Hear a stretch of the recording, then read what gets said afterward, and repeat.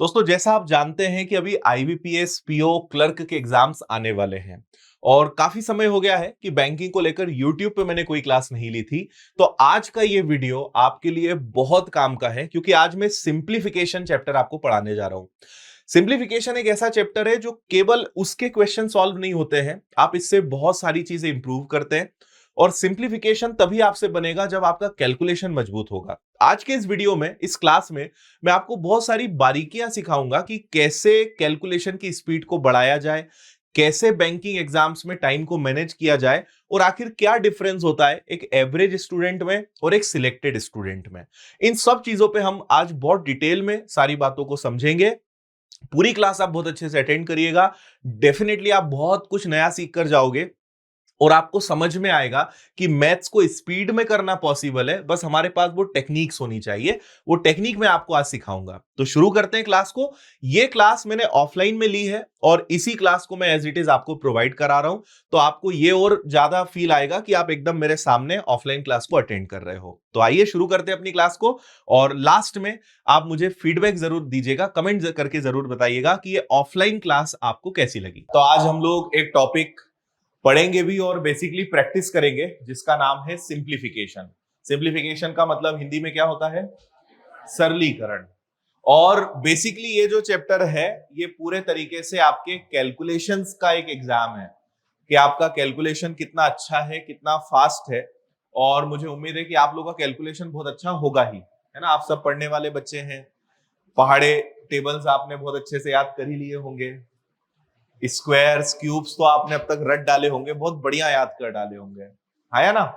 शर्मा रहे हैं आप, तो मुंह छुपा रहे हैं मुझसे। तो पहाड़े याद है ना आप लोगों को? कहां तक याद है?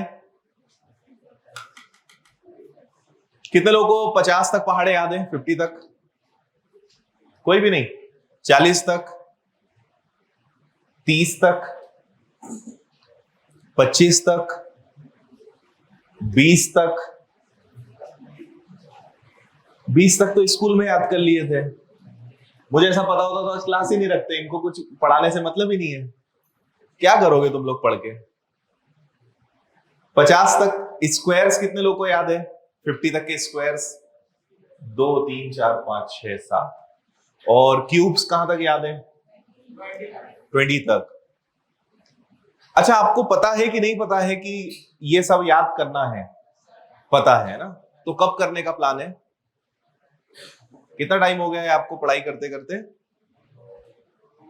अच्छा, 2 ही महीने हुए अभी अभी तो एक आध साल है ना अपने पास। तो एक आध साल के अंदर अंदर करोगे? कब करोगे? 2 महीने हो चुके हैं, है ना। 2-4 दिन हुए हो तो अलग बात है, आपको याद करना है।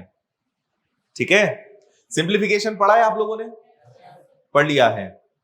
बनेंगे क्वेश्चंस, है ना। तो सिंप्लीफिकेशन पढ़ा है तो फिर तो आपको मतलब कैलकुलेशन पे काम करना चाहिए था ना।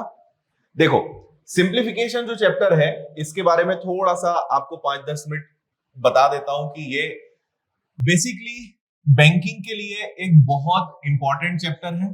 और इसके लिए जिस चीज की जरूरत है वो है सिर्फ और सिर्फ आपका अच्छा कैलकुलेशन।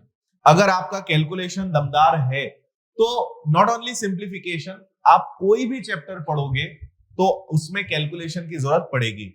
और बैंकिंग यू भी एक ऐसा एग्जाम है जो सिर्फ और सिर्फ स्पीड मैटर करता है या ना। आपकी स्पीड जितनी अच्छी होगी आप उतना अच्छा बैंकिंग के एग्जाम्स में परफॉर्म कर पाओगे।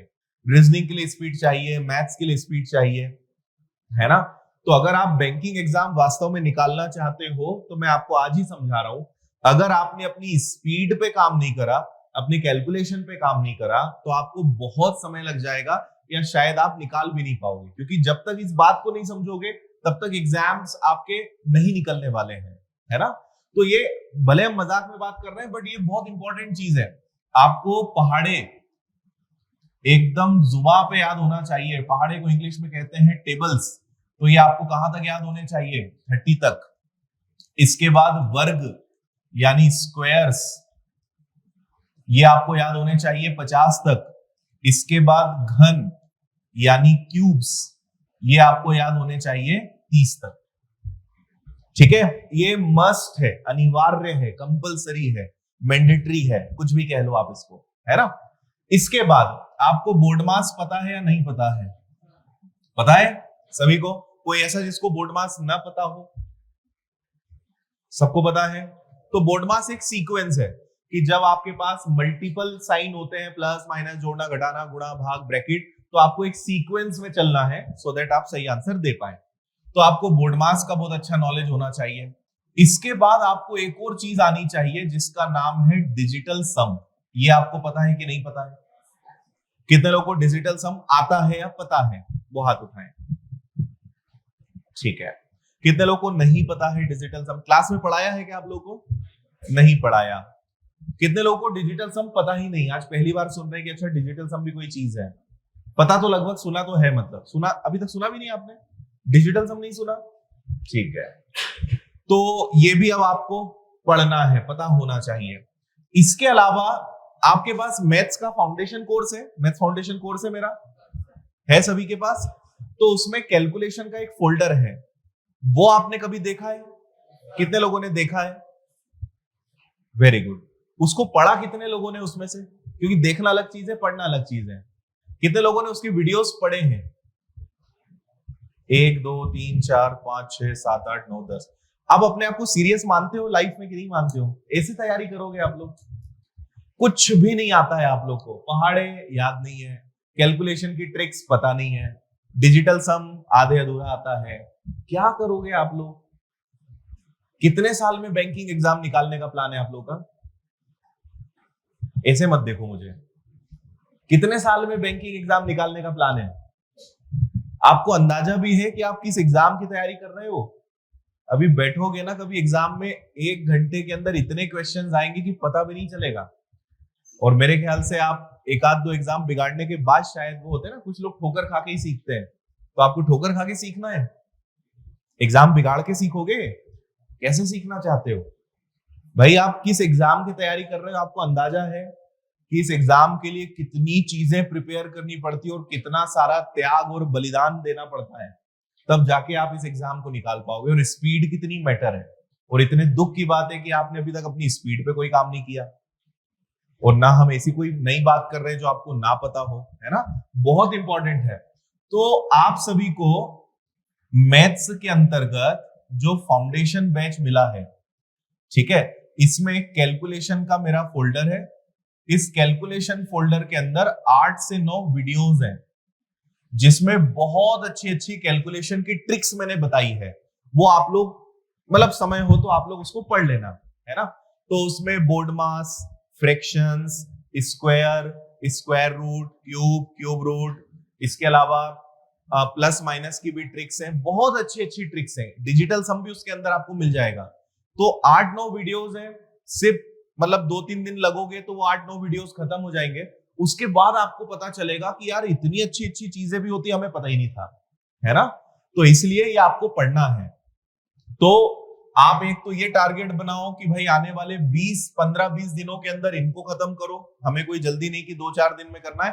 टेक योर टाइम, 15-20 दिन लो आराम आराम से, लेकिन इसको अपनी हैबिट में ले आओ कि रोज आधा घंटा आपको कैलकुलेशन को देना है ना? तो पहले कैलकुलेशन की बेसिक चीजें पूरी करो, फिर इसके बाद ये वीडियोस निपटाओ, बोर्ड मास सीखो, डिजिटल सम सीखो।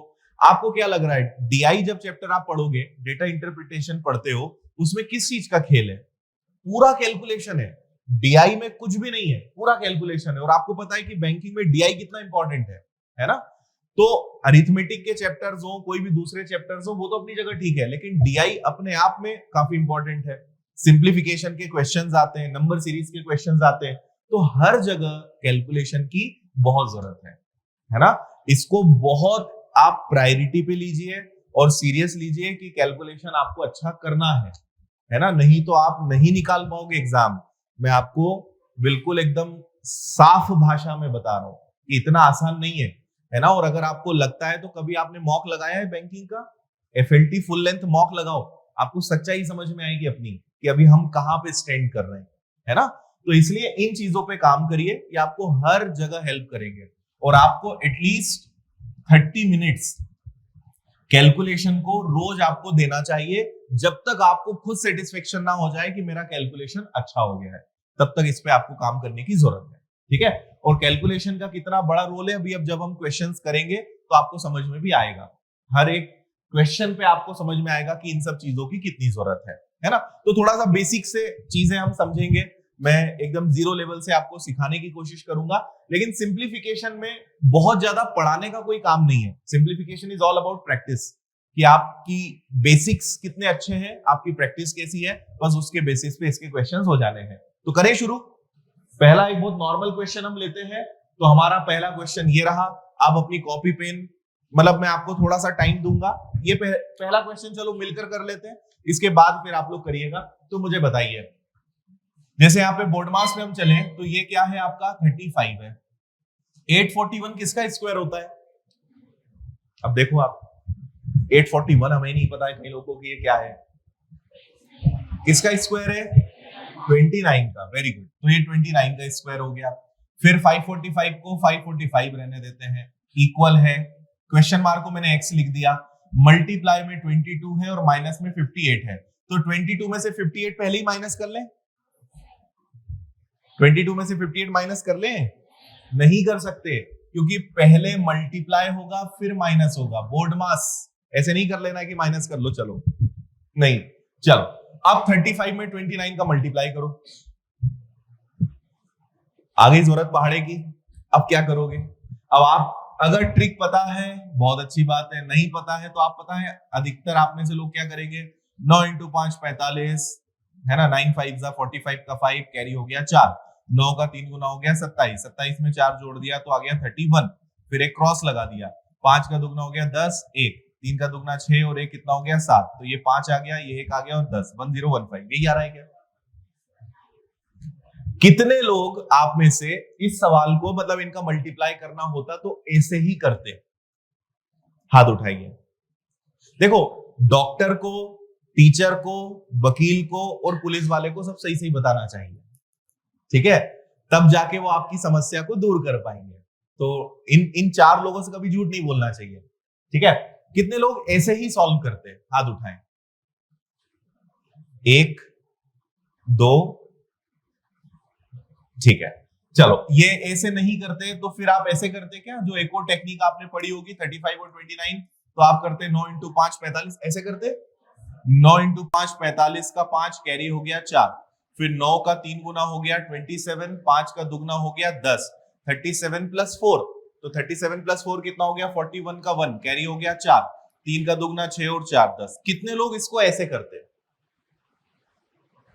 गुड, लगभग सब लोग ऐसे करते। कोई और टेक्निक, कुछ और हो सकता है इसको करने का तरीका?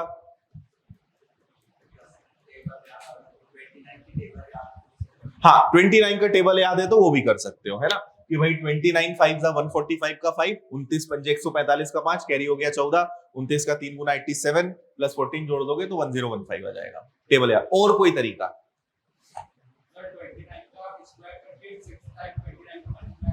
हाँ, वेरी गुड, बहुत अच्छा तरीका है ये भी। 29 का स्क्वायर करके 29 को 6 कर दो। और कोई तरीका? 29 में 29 में 1 प्लस कर दें। अच्छा, हाँ, वेरी गुड, बिल्कुल सही है।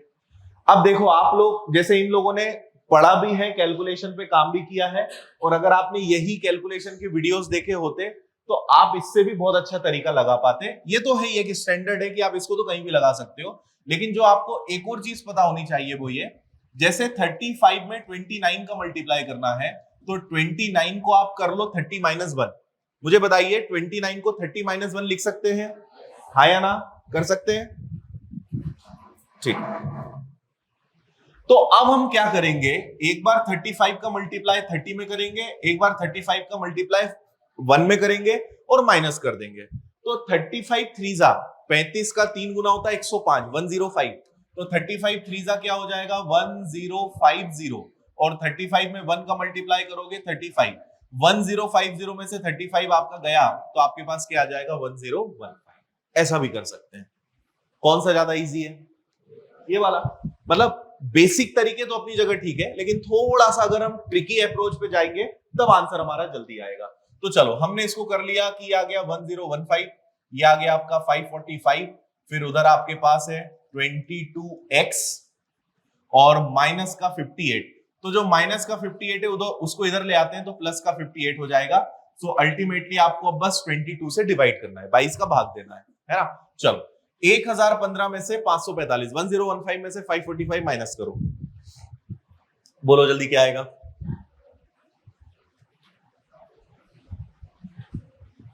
500, 450, 470, पक्का? ठीक है। अब जैसे इसको भी माइनस करना है तो अब हम क्या कर सकते हैं भाई, हमने कहा कि यार 45 में से अगर 15 चला जाए, मतलब सॉरी इस 45 में से 15 चला गया तो अभी भी आपके पास 30 बचा। मतलब थोड़ा सा दिमाग में अगर आप चलोगे तो 545 में से अभी सिर्फ 15 माइनस करो, 15 माइनस करो तो कितना बचा, 530, 530। अब 1000 में से 500 गया तो 500 बचा, 30 और गया तो 470 बचा, 470 बचा। वैसे नहीं करना है कि 5 में से 5 गया 0, 11 में से 4 गया तो बचा आपके पास 7, इधर बचा आपके पास कितना 10, 9 में से 5 गया। ये तो है ही, जब नंबर्स थोड़े टफ हो तो आप ऐसे करो। बट मैं आपको जो सिखाना चाह रहा हूं वो ये कि जितना कैलकुलेशन माइंड में करोगे, जितना कैलकुलेशन यहां चलेगा ना, उतना आपका आंसर फास्ट आएगा। जितना लिख लिख कर करने की प्रैक्टिस करोगे उतना आपका आंसर हमेशा लेट आएगा। ठीक है, तो ये समझ में आया मैंने क्या बोला? आपको ये समझना है, मैं इसको लिखकर फिर समझाता हूं। मतलब हम आज भले बहुत ज्यादा क्वेश्चंस ना करें, बट आपको ये समझ में आए कि यार सिलेक्शन लेने के लिए हमारी अप्रोच क्या होनी चाहिए। मैं आपको मेन वो सिखाना चाहता हूं कि सिलेक्शन लेने के लिए हमें एकदम सीधे सीधे, या बस हमें ऐसा नहीं कि यार चलो ठीक है 1015 माइनस 545, आप 2-4 साल में नहीं ले पाओगे सिलेक्शन अगर आपने ऐसी अप्रोच रखी तो। क्योंकि आप जैसे बहुत लोग बैठे हैं, लेकिन आप में अलग क्या है, आप स्पीड में कैसे करोगे, वो चीज आपको दूसरे से डिफरेंट करेगी। जैसे आप स्कूल में कर रहे हो वैसे ही करने जाओगे, आपका कुछ भी होना नहीं है ना, कुछ भी नहीं हो पाएगा जब तक आपकी अप्रोच फास्ट नहीं होगी। इसलिए इस चीज को एक्सेप्ट करो कि आपको अपने आप को चेंज करना पड़ेगा, आपकी अप्रोच को बदलना पड़ेगा, फास्ट करना पड़ेगा, यूं ही ऐसी चीजें नहीं निकल जाएगी। चलो, तो मैं आपसे ये कह रहा हूं कि जैसे ये 1015 है तो मैंने कहा यार इसको मैंने 1000 कर लिया और 545 में से 15 माइनस कर लिया, तो अब ये मेरे माइंड में 530 दिख रहा है, मुझे 530 दिख रहा है। फिर मैंने कहा यार 1000 में से 500, इसको बोलते हैं ब्रेक करना, टुकड़े कर करके सॉल्व करना। तो हमने 1000 में से 500 और कम कर दिया, 530 का 500 कम कर दिया, तो अब हमारे माइंड में क्या है कि भाई 500 अभी हमारे पास और बचा है, लेकिन अभी कितना और बचा है, 30। तो 500 में से अगर 30 माइनस कर देंगे तो हमारे पास कितना आ जाएगा, 470। ये सारा कैलकुलेशन विद इन 2-3 सेकेंड्स आपके माइंड में हो सकता है। वो तो लिख रहे हैं, समझ रहे हैं तो टाइम लग रहा है, नहीं तो आपको देखेगा ना यार ये 30 बचा, 500 गया तो 530 और गया 470, इतना फास्ट ही हो सकता है ना। 470 आ गया। अब 470 में 58 जोड़ो, 470 में 58 जोड़ो, 528, वेरी गुड। ये 22 इधर आ जाएगा, इससे डिवाइड करेंगे, इक्वल में आ जाएगा आपका x। तो 22 से सॉल्व कर दो, तो 22 जा 44 और 24 जा 88, तो आपका करेक्ट आंसर क्या आ जाएगा, 24। कुछ समझ में आया कि नहीं आया, है ना? हमने एक एक स्टेप को पूरा बारीकी से समझने की कोशिश करी है कि कैसे हमें सोचना है, कैसे हमें सॉल्व करना है। क्लियर? कोई डाउट? पक्का? ठीक है। अब जैसे डिजिटल सम है, मैं आपको बता देता हूं कि डिजिटल सम क्या होता है। बता दूं क्या? इसको डिजिटल सम से भी कर लें, तो ये मैं हटा देता हूं, है ना। अगर मुझे इसी क्वेश्चन को डिजिटल सम से करना है तो देखो 5 और 3 कितना हो जाएगा भाई, 8, है ना।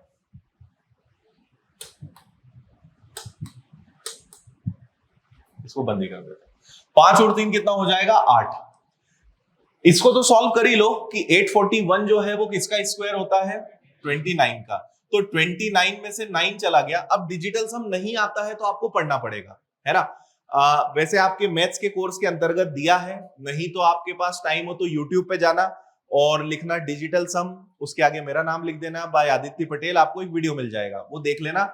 बहुत गजब की चीज है, और वो सीखने के बाद आप कहोगे कि यार ये आज तक हमें पता क्यों नहीं था, इतनी कमाल की चीज है। तो 29 का 9 हम हटा देते हैं। 9 क्यों हटाते हैं आपको पढ़ोगे तो समझ में आएगा। फिर यहाँ पे 5 + 4 9 गया, तो आपके पास केवल और केवल क्या बचा 5। आगे बढ़ते हैं, क्वेश्चन मार्क है। फिर इसके बाद क्या है, 2 और 2 4 हो गया, 8 और 5 13, 13 मतलब फिर से 4 हो गया। समझ आया? 2 + 2 4, 8 + 5 8 और 5 13, 13 मतलब कितना हो गया 4। डिजिटल सम मतलब तब तक डिजिट्स को सम करते जाओ जब तक वो सिंगल डिजिट ना बन जाए, एक अंक ना बन जाए, है ना। तो हमने इनको प्लस किया तो भाई 8 और 5 13, 13 मतलब 3 और 1 ऐसे हो गया। ठीक है, अब हम क्या करेंगे, 8 का डबल बोलो 16, 16 मतलब 7 - 5, इधर आपके पास 4x है, और ये जो 4 है इसको इधर ले आते हैं तो प्लस का 4 कर लेते हैं, यहाँ पे आपके पास 4x बचा। चलो 7 और 4 ये दोनों प्लस होंगे, है ना। 7 और 4 कितना हो गया 11, 11 में से 5 गया 6। ठीक है, नीचे क्या आ गया 4। अब डिजिटल सम कोई बता सकता है 4 आने पे क्या करते हैं? हाँ, वेरी गुड। जब भी 4 आता है तो हम हमेशा 7 को लेकर आते हैं। क्यों आते हैं वो भी बताता हूं मैं। तो देखो पहले तो 6 7 जा 6 × 7,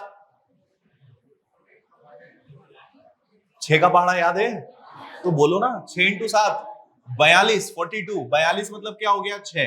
अब देखो 7 × 4 कितना होता है 28, 28 मतलब 8 और 2 10, 10 मतलब 1 और 1 को लिखने की जरूरत नहीं है। हम नीचे कैसे भी करके क्या लेकर आते हैं 1, कि हमें 1 चाहिए। तो भाई जब मैंने इस पूरे क्वेश्चन को सॉल्व करा तो मुझे डिजिटल सम क्या मिला 6। तो देखो 5 और 2 कितना होता है 7, 2 और 2 कितना होता है 4, 3 और 2 कितना होता है 5, 2 और 0 होता है 2, 4 और 2, इसको बोलते हैं डिजिटल सम। आया, है ना। तो ये अप्रोच बहुत काम आती है। बस डिजिटल सम कहां फेल हो जाएगा, अगर 2 ऑप्शन में 6 आ गया, क्योंकि आपके क्वेश्चन का जो डिजिटल सम है वो तो 6 है, बट ऑप्शन में अगर मान लो 24 होता और एक 60 होता, 60 होता, तो आप फंस जाते हैं। उसका भी तरीका है, वो भी डिजिटल सम में बताया हुआ है कि ऐसे केस में क्या करते हैं, बट आपको ये पता होना चाहिए। हाँ जी,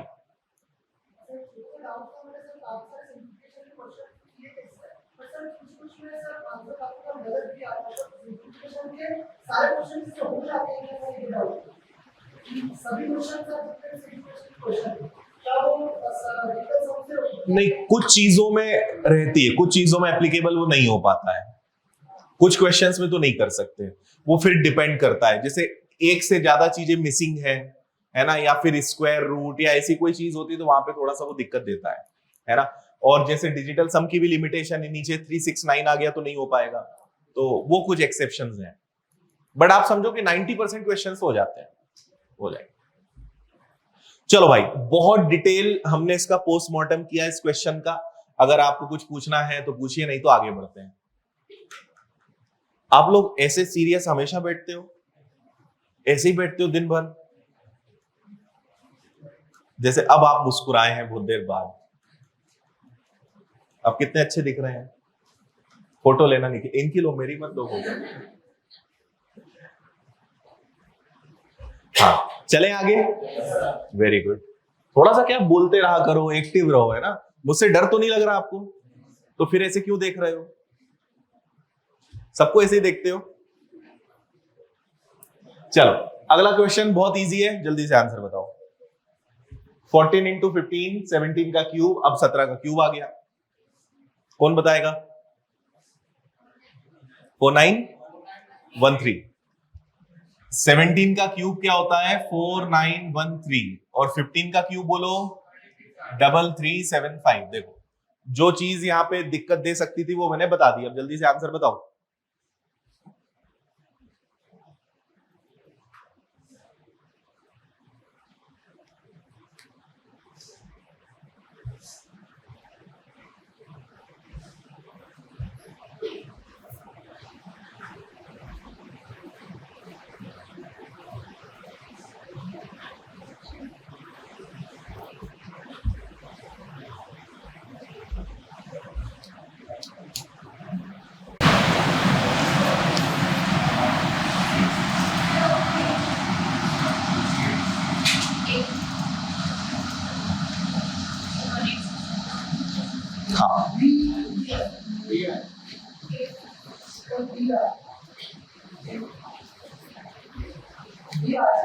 बी, ए, देखो 14 और 15 को आप अगर सॉल्व करोगे तो ये आ जाएगा 210, 210 आ गया, 4913, 11 का स्क्वायर आ गया 121, और उसमें से आपको 3375 माइनस करना है। अब मैंने आप यहां पे देखा कि सभी ऑप्शंस का डिजिटल सम अलग अलग है ना, तो इसको डिजिटल सम से कर लेते हैं। डिजिटल सम कैसे निकाला, मैंने ये देखा भाई, देखो डिजिटल सम का नियम है 9 हटा दो, तो यहां 9 हटा दिया, 8 + 1 9 गया, तो बचा केवल 6, तो ये 6 आ गया। समझ में आ रहा है? यहां पे आप देखोगे तो 6 + 5, अच्छा आप हिंदी में बात करूं या इंग्लिश में? हिंदी मीडियम वाले हाथ उठाए आप में से जो हिंदी मीडियम वाले, ठीक है। इंग्लिश वाले हाथ उठाए, लगभग इक्वल है, ठीक है। तो फिर क्या बोलूं मैं, कौन सी भाषा? मतलब मैं इसको ऐसा बोलूं 6 5 11 7 18 कि 6 + 5 + 7 = 18, क्या बोलूं मैं? हाँ, एक क्वेश्चन में इंग्लिश में बोलेंगे, अगले में हिंदी बोलेंगे, ऐसा कर लेते हैं ना। चलो, तो अगर आप इसको प्लस करोगे कि भाई 5 6 और 7, तो ये आएगा 18 18। अब डिजिटल सम का रूल है कि 9 या 9 के मल्टीपल का कोई भी नंबर आ जाए तो हटा सकते हो, तो ये गया, तो केवल क्या बचा, 1 यहाँ पे 9 गया, 6 और 1 7 और 7 14, 14 14 मतलब कितना गया, 4 और 1 5। इधर चलते हैं, तो यहाँ पे 7 और 2 9 गया, तो बचा 6 + 1 7। यहाँ पे 8 और 1 9 गया, तो बचा 7 और 1 8।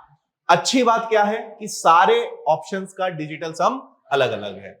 अगर सेम होता तो फिर हमें पूरा पूरा सॉल्व करना पड़ता। अब देखो इसका डिजिटल सम बोलो 3, यहाँ पे 9 गया, 4 3 7 और 1 कितना हो गया, 8, 2 3 और 1 कितना हो गया, 4। इधर देखें अगर तो 7 और 5 12, 12 और 6 कितना हो गया, 18, 18 मतलब कितना आ गया, 9।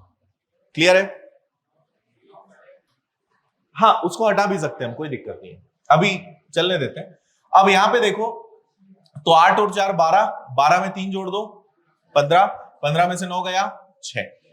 अगर 9 हटा भी देते तब भी 15 मतलब 6, और 6 कौन सा ऑप्शन है, 1869।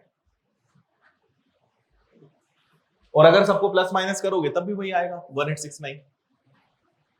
ओके, कोई डाउट, कोई भी क्वेश्चन? No question. चलो आगे चलते हैं, इसका आंसर बताइए। अब जैसे ये है जो आपका क्वेश्चन था ना, अब यहां पे डिजिटल सम नहीं लगेगा, तो अब आपको इसको नॉर्मल सॉल्व करना पड़ेगा।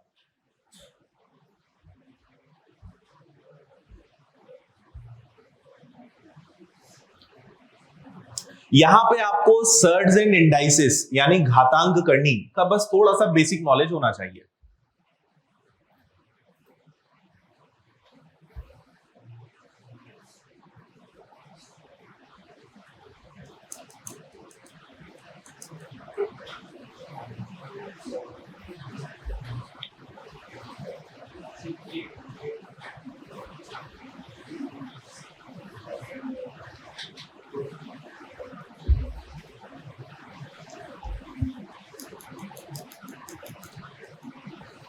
आता है करना कि नहीं आता? कितने लोगों को ये से पावर वाले क्वेश्चंस में कंफ्यूजन होता है, इनमें दिक्कत आती है, हाथ उठाएं। हाँ, अभी क्या बताया था, 4 लोगों को सही सही बताना है ना। चलो तो देखो इधर आपको मैं समझाता हूं। जैसे कभी भी किसी नंबर की पावर हो और फिर ब्रैकेट हो, तो याद रखना इनका हमेशा क्या होता है, मल्टीप्लाई, गुणा होता है ना। फिर दूसरी बात, आपने बचपन से पढ़ा होगा कि आधार समान होने पर घातें जुड़ती हैं, बेस सेम होने पर पावर्स ऐड होती हैं, तो इसका रिजल्ट क्या आएगा, m + n, है ना। फिर आपने एक और देखा होगा कि अगर x की पावर m है और x की पावर n है, तो अगर ऐसे डिवाइड में होता है तो आप पावर्स को माइनस कर सकते हो, तो ये क्या हो सकता है, m - n। देखो अब बहुत सिंपल है, यहां पे ब्रैकेट है तो ब्रैकेट का मतलब मल्टीप्लाई, तो इसको मैं लिख सकता हूं 4 की पावर 16, ये ऑलरेडी 4 की पावर 12 है, और यहां पे ये नीचे आ जाएगा तो ये 4 की पावर क्या बनेगा, 17, है ना। तो पहला ये रूल लग गया, बेस सेम है, आधार समान है, घातें जुड़ेंगी, पावर्स ऐड होंगी, तो ये आपका 4 रहेगा, 16 और 12 कितना हो जाएगा, 28, और नीचे आपके पास क्या है, 17। अब नियम नंबर 3 आपका लगेगा, अगर बेस सेम है तो पावर्स माइनस हो सकती है, तो 4 की पावर 28, 4 की पावर 17, यानी ये आएगा 28 - 17, तो 28 में से 17 गया तो क्या आएगा, 4 की पावर 11, मतलब पावर में क्या आना चाहिए, 11। 4 की पावर क्या आएगा, तो आंसर आ जाएगा 11। सिंपल आया।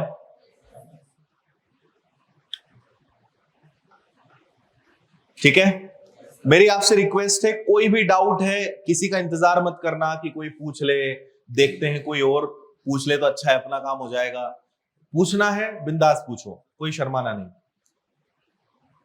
पक्का? आगे बढ़े, चलो अगला, जल्दी से बताओ आंसर। इसमें सॉल्व करने जैसा कुछ नहीं है, अगर आपको पता है, और इसमें सबसे मेन टास्क है 5832। अगर आपको पता है कि किसका क्यूब है तो आंसर आ जाएगा। किसका क्यूब होता है 5832? 18 का, 18 का। ठीक है, तो भाई ये हो गया 18 का क्यूब। 125 किसका होता है? 5 का। और 729 किसका होता है? 9 का। ठीक है, 18 प्लस 5 कितना हुआ? 23, और 23 में से 9 गया 14, आंसर आ गया आपका। आपकी जो कृपा रुकती वो कहां रुकती? 5832 पे। इसीलिए मैं समझा रहा हूं, स्क्वायर, क्यूब, टेबल्स याद कर लो, नहीं तो आप हर बार इन्हीं चीजों का कारण, कैलकुलेशंस ही आपको रोकेगा। मतलब मेथड्स में कुछ नहीं है, आप एक समय के बाद मैथ्स के सारे चैप्टर्स बनने लगेंगे, सब चीज बढ़िया करने लगोगे, बस आप फंसोगे कहां? कैलकुलेशन में। और उस पर भी तभी जब आप काम नहीं करोगे, है ना। हर व्यक्ति, मतलब मैंने देखा है कि स्टूडेंट चाहता है कि मेरा कैलकुलेशन अच्छा हो जाए, मेरी इंग्लिश अच्छी हो जाए, मेरा करंट अफेयर्स अच्छा हो जाए, मेरा बैंकिंग अवेयरनेस अच्छा हो जाए, पर वो करना कुछ नहीं चाहता।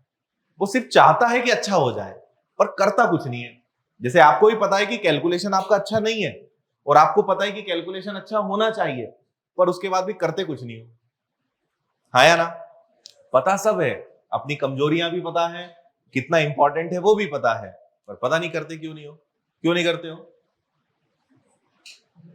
करेंगे, 1 तारीख से करेंगे, दिवाली के बाद करेंगे, एक आध एग्जाम बिगाड़ दें फिर करेंगे, है ना। अरे कई लोग तो अब सोच रहे होंगे दिवाली के बाद सीरियस पढ़ाई चालू करेंगे। दिवाली पर घर हो आए, फिर अभी क्या है, शुरू करेंगे और फिर अभी छुट्टियां लग जाएंगी, तो वो क्या, पढ़ाई की रिदम नहीं बन पाएगी। तो दिवाली पे घर होके आ जाए, फिर खतरनाक शेड्यूल बनाएंगे, है ना, ऐसी प्लानिंग है। चलो समझ आया। अब अगर आपने मान लो क्यूब रूट पढ़ा होता, जो मैं उन्हीं वीडियोस की बात कर रहा हूं जो मैंने आपको बताया, नहीं भी याद है तो भी सेकंड्स में निकाल सकते हो। इसकी एक बहुत अच्छी ट्रिक होती है, 3 डिजिट्स अलग करो, लास्ट वाले नंबर का क्यूब करो। 2 का क्यूब बोलो, 2 का घन बोलो, इतना तो याद होना चाहिए। 2 का घन क्या होता है? 8। इनका काम खत्म। अब 5 किस रेंज में आता है ये देखना है, तो 1 का क्यूब होता है 1, 2 का क्यूब होता है 8। क्या 5 इन्हीं के बीच में आता है? तो आपको हमेशा छोटा नंबर लेना है। तो 1 और 2 में छोटा कौन है? तो ये 18 का क्यूब है। इतनी सिंपल ट्रिक है, किसी भी नंबर का क्यूब आप निकाल सकते हो। अगर भरोसा ना हो तो कोई भी कैलकुलेटर निकालो, जो मर्जी आए आप उसका मल्टीप्लाई कर लो और मुझे बताओ। करो, कोई करो, कौन करेगा? कोई भी नंबर मत बताना मुझे, आपकी जो मर्जी आए आप मल्टीप्लाई कर लो। जैसे क्या करना है, मान लो आपके मन में आया कि यार 124 का क्यूब, तो 124 इंटू 124 इंटू 124 3 बार मल्टीप्लाई करके रिजल्ट मुझे बताओ क्या आ रहा है। कोई कर रहा है? हाँ, नंबर मत बताना मुझे ना। क्यूब निकालना तो आता है ना, किसी नंबर का 3 बार मल्टीप्लाई।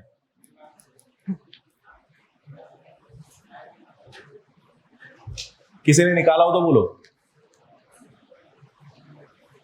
हाँ, 175616। अब देखो, जैसे इन्होंने कहा 175616, ये किसी नंबर का क्यूब है ना। तो मैंने क्या कहा था कि लास्ट के 3 डिजिट अलग करो और लास्ट वाले का क्यूब करो। तो 6 का क्यूब बोलो, 6 का घन बोलो, 216, 216। उसका भी 6 ही लिखना है, बस लास्ट डिजिट लिखना है। 6 का क्यूब 216 का 6, लास्ट डिजिट 6, इनका काम खत्म। अब मुझे देखना है कि यार ये 175 किस रेंज में आएगा, है ना। तो मैंने देखा कि 5 का क्यूब होता है 125 और 6 का क्यूब होता है 216, इन्हीं के बीच में है।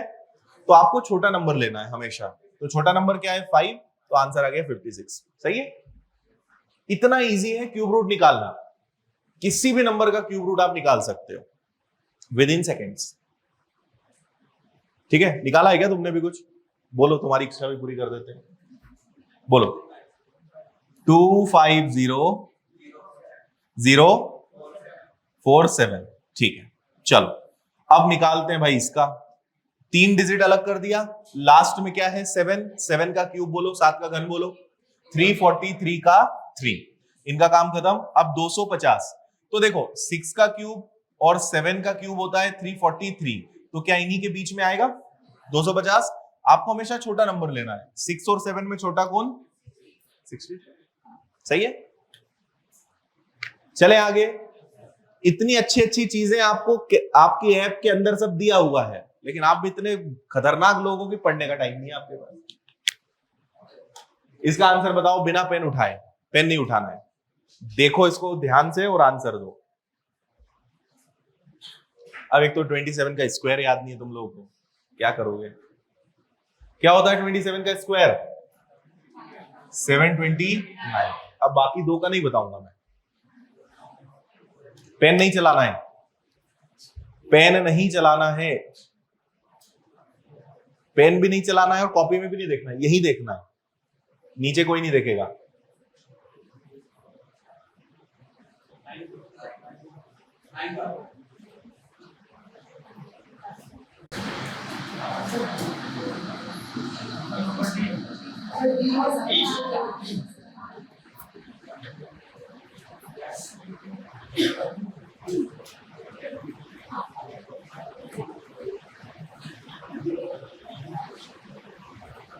हो गया, 27 का स्क्वायर हो गया 729, 20 का स्क्वायर हो गया 400 और 15 का स्क्वायर हो गया 225।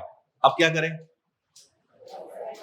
अब आप एक काम ये कर सकते हो, जैसे आपको पता है कि यार ये 400 है, ये 125 है, सॉरी 225 है, तो ऐसा करते हैं 400 में से 225 पहले हटा देते हैं, तो 400 में से अगर 225 गया तो 175 बचा, है या ना?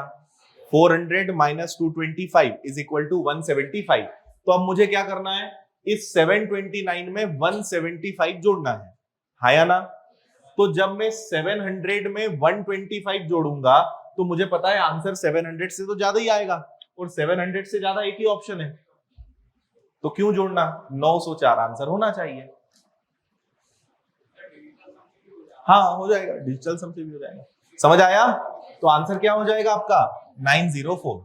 बिना प्लस करे पता चल गया कि आंसर यही होगा, क्योंकि 729 से ये छोटा है, ये भी छोटा है, ये भी छोटा है, ये भी छोटा है, एक ही ऑप्शन है जो 729 से बड़ा है। ठीक है, अगला बिना पेन उठाए। अब 19 का स्क्वायर बोलो। 361। चल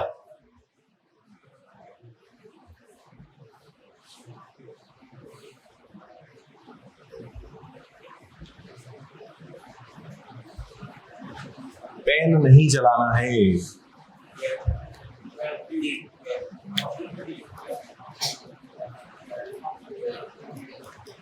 12।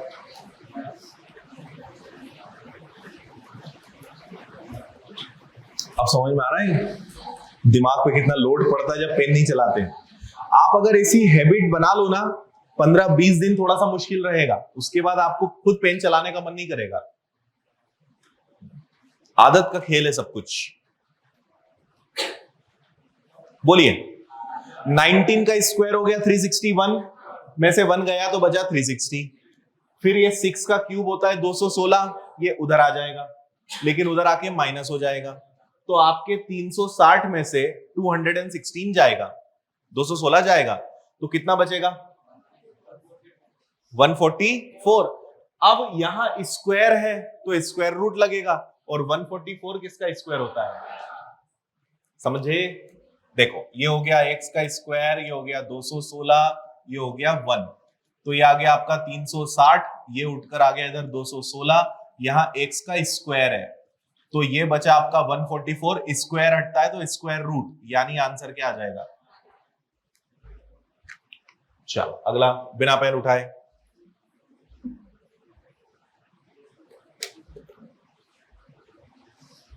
सबसे इजी सवाल है तो।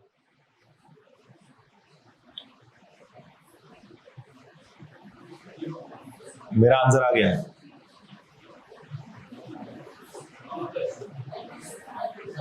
None of this.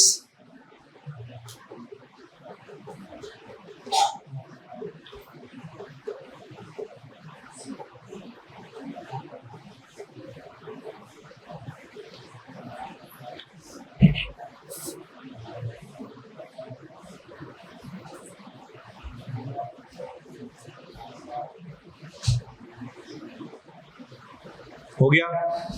आप पता है क्या गलती कर रहे होंगे, मतलब गलती तो नहीं बोलेंगे, आप क्या कर रहे होंगे, आप या तो सोच रहे होंगे पहले 25 से उसमें भाग दे देते हैं, 25 से डिवाइड कर देते हैं, या कुछ लोग और हिम्मत कर रहे होंगे उसको 20 से काटने की, है ना।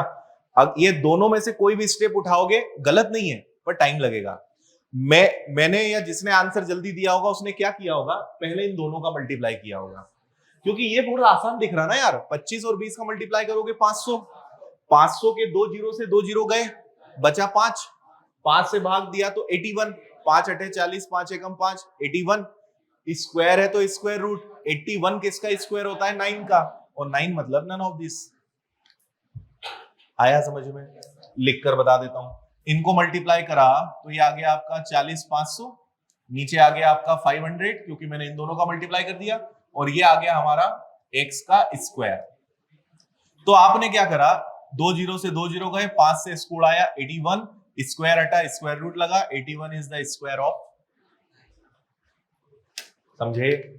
चलो इसमें पेन चला लो, हालांकि बिना उसके हो जाएगा बट चला लो।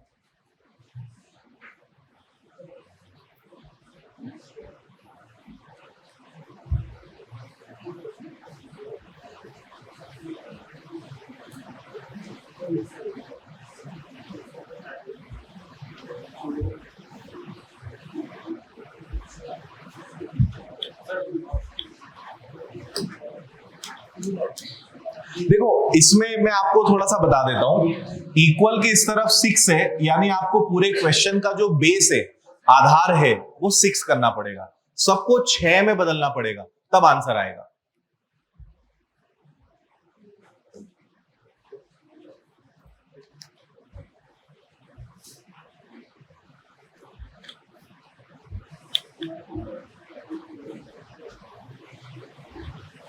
बता दूं? चलो आप इधर देखो, देखो ये तो 3 का दुगना 6 ऑलरेडी है, तो 6 की पावर 4 हो गया, कोई दिक्कत नहीं है। आगे बढ़ते हैं, 9 इंटू 4 होता है 36। अब देखो 9 इंटू 4 होता है 36। अब 36 अपने आप में क्या होता है, 6 का स्क्वायर होता है, ऐसा लिख लूं क्या? 9 4 जा 36, 36 अपने आप में 6 का स्क्वायर है, तो ये इनका क्या होगा, मल्टीप्लाई होगा, तो ये हो जाएगा आपका 6 की पावर 4, 2 का डबल 4। समझ गए? इधर आ जाओ, 27 का 8 टाइम्स बोलो क्या होता है, 216। 216 क्या है, 216 अपने आप में 6 का क्यूब है, और ये आ गया 3 2 जा 6, मतलब ये आ गया 6 की पावर 6, क्योंकि मल्टीप्लाई में है तो मैंने कर दिया 6, ये डिवाइड में था तो नीचे गया, है ना, और ये मल्टीप्लाई में था। अब आप बताओ आंसर क्या है, ये तो कैंसिल ही हो गया आपका, तो आपका आंसर बचा 6 की पावर 6 और 6 की पावर क्वेश्चन मार्क, यानी क्या आ जाएगा, आया? चले आगे, नेक्स्ट इसको करेंगे, करोगे आप लोग? करो, कोशिश करो।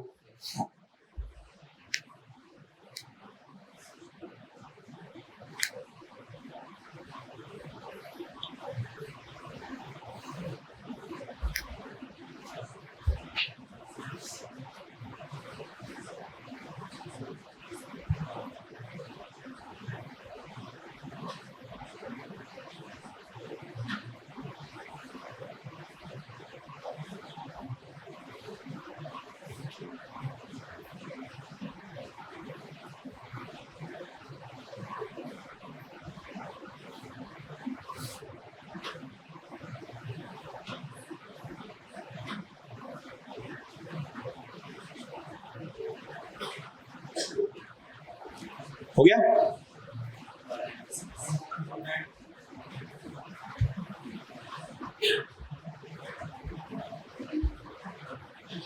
चलो देखो, आप यहां पे देखिए, इसको भी ऐसे रहने दो, 15 है, इसको अंडर रूट एक्स रहने दो। 4 से कैंसिल होगा 120, 120 3 जा 360, चलेगा। 4 से मैंने कैंसिल कर दिया 120 बार, 120 का ट्रिपल हो गया 360।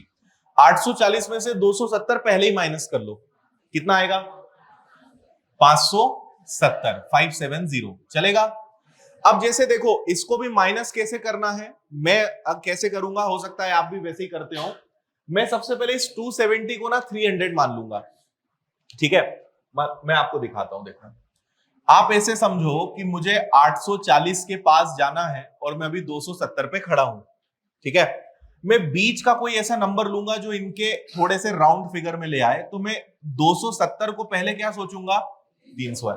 तो 300 देखते ही मेरे दिमाग में आ गया कि भाई ये हो गया 540 और ये कितना है 30, तो अगर दोनों को जोड़ देंगे तो कितना डिफरेंस आ जाएगा 570। कभी भी प्लस माइनस करना है ना, ऐसे करना, बहुत जल्दी आपका आंसर आएगा। तो मैंने क्या किया था, मैंने इसको देखा कि यार 300 से 840 यानी 540, पर हम 30 आगे बढ़ गए थे, 30 और दे दो, 540 को 30 और दे दो, 570 हो गया, जल्दी हो जाएगा। अब जैसे यही बात फिर यहां पे लागू होगी, ये आपका 15 रूट एक्स हो गया। अब आपको 570 में से 360 को क्या करना है, माइनस करना है। सेम टेक्निक लगाओ, इसको पहले 400 कर लो, तो 400 से 570 मतलब 170, 170, और ये 360 से 400 पे गया मतलब 40 और, तो 170 को 40 और दे दो, 210, 210। ये प्रैक्टिस में लाओ, बहुत जल्दी आंसर आएंगे आपके। तो ये हो गया भाई आपका कितना, 210, 210। ये रूट एक्स को रहने दो और ये 15 चला जाएगा यहां। 15 से सॉल्व करो तो 15 से एक बार, और 15 इंटू 6 90, सॉरी 15 इंटू 4 हो जाएगा 60। तो ये आ गया आपका 14 आंसर है क्या, नहीं, क्योंकि यहाँ पे स्क्वायर रूट लगा है। अब इसको भी सीख लो कि अगर कभी भी ऐसे स्क्वायर रूट लगा हो तो स्क्वायर रूट हटाए तो सामने वाले नंबर का क्या हो जाता है, स्क्वायर। तो 14 का स्क्वायर क्या होता है, 196, 196 आया। ये लो पूरा ही स्क्वायर रूट, 1156, 34 81, 484।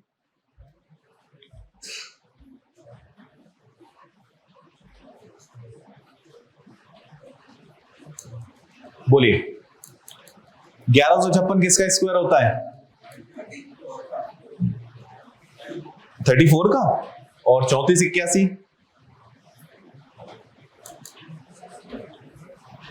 1156 हो गया 34 का, 34 81 हो गया 59 का, और 484 तो बता ही सकते हो 22 का। अब आगे अब बचा ही क्या, कर ही लोगे। चलो अगला,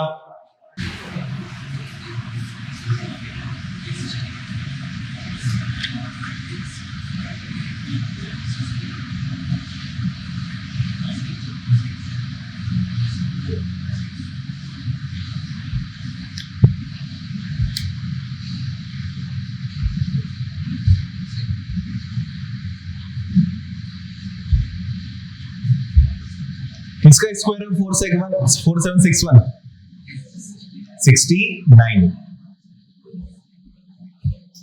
देखो 4761 हो गया आपके 69 का स्क्वायर, क्वेश्चन मार्क आ गया, 144 है, का मतलब होता है मल्टीप्लाई।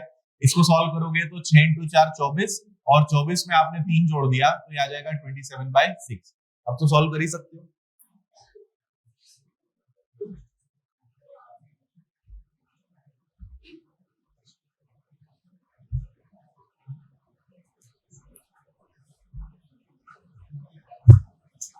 छह से अगर आपने इसको कैंसिल किया तो 6 का दुगना 12 और 6 इंटू 4 24, सही है क्या, है ना। अब आप अगर चाहो तो यहाँ पे डिजिटल सम भी लगा सकते हो। हम अगर चाहें तो पहले ऑप्शन को मैच कर लेते हैं। जैसे 6 और 3 9 गया तो बचा 1, 9 गया तो बचा केवल 5, 9 गया 7 और 5 12, 12 का मतलब होता है 3, 6 2 8 और 2 10 का मतलब होता है 1। अब देखो 2 2 1 हो गए, 9 गया 5 5 10, मतलब फिर से क्या आ गया 1। तीन ऑप्शन का डिजिटल सम क्या आ रहा है 1। अगर आपका डिजिटल सम क्वेश्चन का 1 आ गया तो फिर तो कुछ कर नहीं सकते, बट करके देख लेते हैं। जैसे 7 और 2 9, 9 का मल्टीप्लाई किसी में भी करोगे तो 9 ही आएगा। 9 गया तो बचा कितना 6, 9 में से 6 गया कितना आया 3, तो आप बच गए बाल बाल। आंसर क्या आएगा 579, क्योंकि डिजिटल सम 3 आ रहा है ना, और हमारे पास 3 एक ही है, एक आ जाता तो गए, फिर तो पूरा पूरा करना ही पड़ता।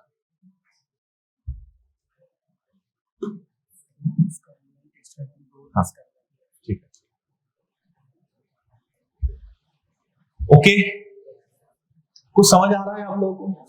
अच्छा लग रहा है सच में? पर आपके चेहरे को देखो तो लग ही नहीं रहा है मुझे।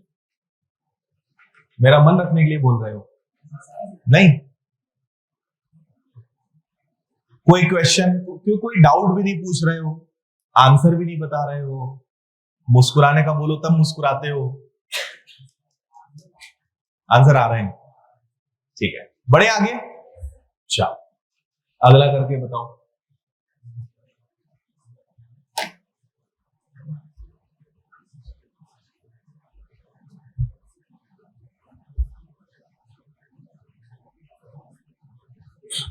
अपन गाड़ी घुमा के रख लेने का। अच्छा इसी बात हाँ ये जाना ना, ये पूरा साउंड देना बड़े उनके तो हमारा साउंड आप 5 मिनट पूछोगे ना तो 5 मिनट साउंड भी सेट कर दो। अच्छा हाँ ठीक है, कोई दिक्कत, गाड़ी का बोल दो इधर घुमा ले बस।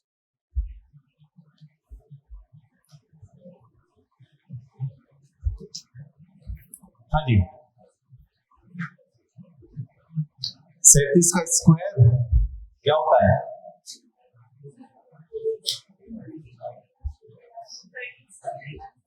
36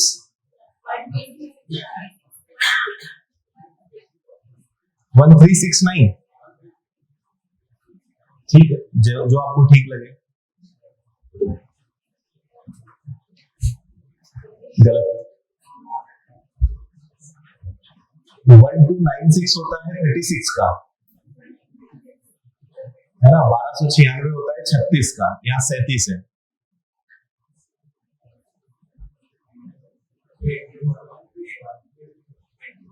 अच्छा यहाँ पे एक दिक्कत है यार, 4 और 2 भी 6 होता है, 3 और 3 भी 6 होता है, 5 और 1 भी 6 होता है, 3 में डिजिटल सम 6 आ रहा है। अब कई बार हमसे क्या गलती होती है, हमने डिजिटल सम लगा लिया और 6 देखा, पहले ऑप्शन का 6 देखा वही होगा, पर ऐसा नहीं होता।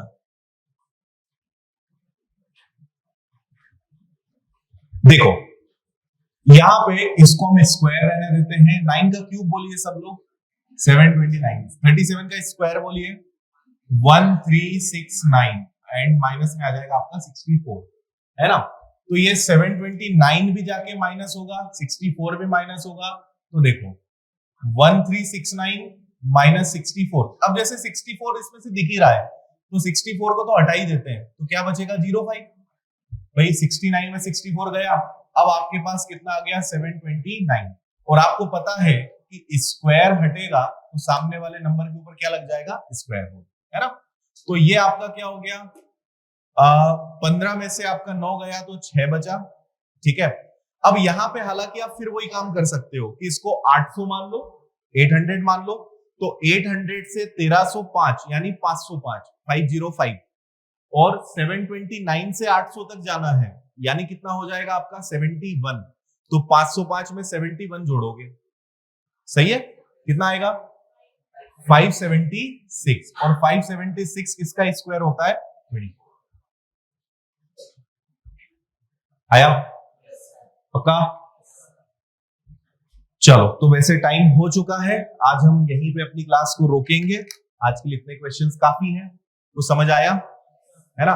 तो आपको जो सबसे पहले मैंने आज बताया है, क्योंकि आपको पढ़ाने के बाद मुझे यही निष्कर्ष निकला कि अभी आपको पढ़ाने से ज्यादा ना इन चीजों को सिखाने की जरूरत है, और आश्चर्य की बात यह है कि आपने अभी तक इस पे काम नहीं करा है, लेकिन आज की क्लास से थोड़ा सा आपको ये रियलाइज हुआ होगा कि नहीं यार इन चीजों को अच्छा करना पड़ेगा।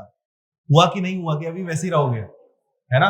बिल्कुल भी हल्के में मत लो आप कैलकुलेशन को, कैलकुलेशन आपको पार लगाएगा, जितना कैलकुलेशन पे काम करोगे आप बाकी लोगों से अपने आप आगे हो जाओगे, और कैलकुलेशन को इग्नोर करोगे ओवरऑल आपकी रैंक, आपका परफॉर्मेंस, हर चीज डाउन होनी है, इसलिए कैलकुलेशन को सीरियस लीजिए, करेंगे काम आप लोग, है ना? अगली बार जब तक अब कैलकुलेशन पे काम करोगे तो ही आपकी क्लास में आऊंगा, नहीं तो अब मैं नहीं आऊंगा आप लोगों के पास, है ना। कुछ आता ही नहीं, आप लोगों को पता ही नहीं है, 37 का स्क्वायर नहीं पता, स्क्वायर रूट नहीं पता, क्या मतलब पढ़ाने से ऐसा, है ना। तो ये बेसिक चीजों पे काम करिए, अगली बार क्वेश्चंस का लेवल भी बढ़ाएंगे, थोड़ा और अच्छे लेवल के क्वेश्चंस करेंगे, ठीक है। चलिए, थैंक यू। तो मुझे उम्मीद है कि आज की क्लास आप सभी को काफी पसंद आई होगी। क्या आपने सीखा आज के सेशन से, कमेंट करके जरूर बताइएगा।